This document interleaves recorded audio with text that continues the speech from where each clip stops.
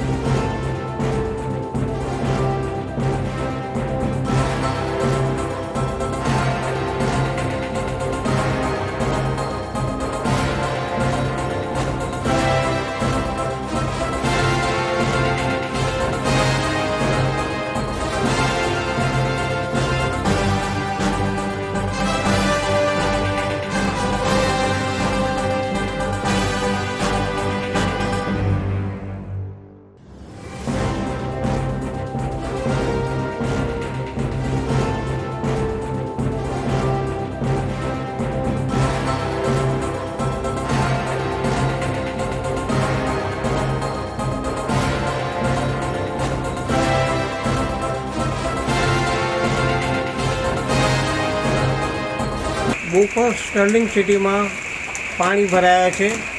સવારથી જે વરસાદ આવી રહ્યો છે એ હજુ પણ ચાલુ છે અને આ વરસાદના લીધે ખાસ કરીને સ્ટર્લિંગ સિટીના સેક્ટર A અને B આ બંને સેક્ટરોની અંદર ફૂલ પાણી ભરાઈ ગયા છે। લોકોના ઘરોમાં પાણી આવ્યા છે અને મારું પોતાનું કહું તો મારા ઘરની અંદર દરેક બેડરૂમમાં, ડ્રોઈંગ રૂમમાં, રસોડામાં અને બાથરૂમમાં પાણી છે। ઘર વખરીને થોડું નુકસાન થયું છે। જેટલા ખાના ખાલી કરીને બચાવી શકાતું હતું એ અમે કર્યું અને આવા પાણીમાં રહેવા માટે અમે મજબૂર થઈ ગયા છે।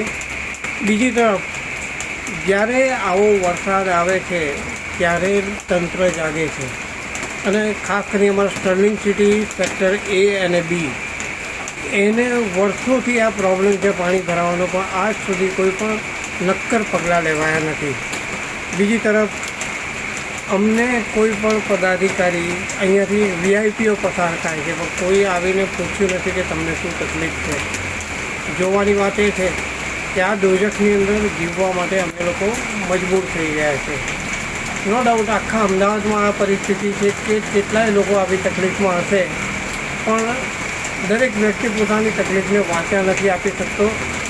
જે રીતે આ રીતે ઘરમાં પાણી ભરાય, રોડ પર પાણી ભરાય, અમારી ગાડીમાં પણ પાણી ભરાયા છે, લોકોનો વાહનો પડી જાય છે, લોકો માંડ ચાલતા જાય છે, બાળકોને લેવા માટે સ્કૂલમાં એ લોકોએ જીવના જોખમે જવું પડ્યું, સ્કૂલોએ પણ પોતાની બસો મોકલીને લોકોને મૂક્યા। પણ આ વરસાદની આવી પરિસ્થિતિ વારંવાર સર્જાય એના બદલે એરિયા વાઇઝ એનો ઉકેલ લાવવામાં આવે અને ખાસ કરીને કોન્ટ્રાક્ટરો જે અધૂરા કામો કરે છે ને એ પૂરા થાય।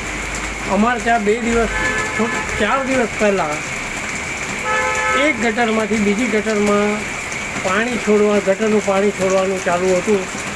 એના લીધે અમારા ઘર આંગણે અને રોડ પર પાણી ગટરના દુર્ગંધવાળા ભરાયા હતા। અમે વારંવાર ફરિયાદ બી કરી પણ કોઈ જવાબ નથી અને આવા ઘણા બધા પ્રોબ્લેમો છે જે આ વરસાદી પાણી એના લીધે ઊભા થતા હોય છે.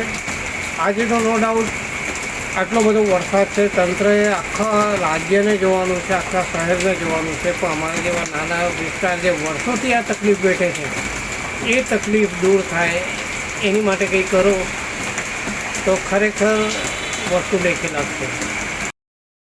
અશ્વિન લિંબાચિયા, દ્રષ્ટિકોણ ન્યૂઝ, અમદાવાદ.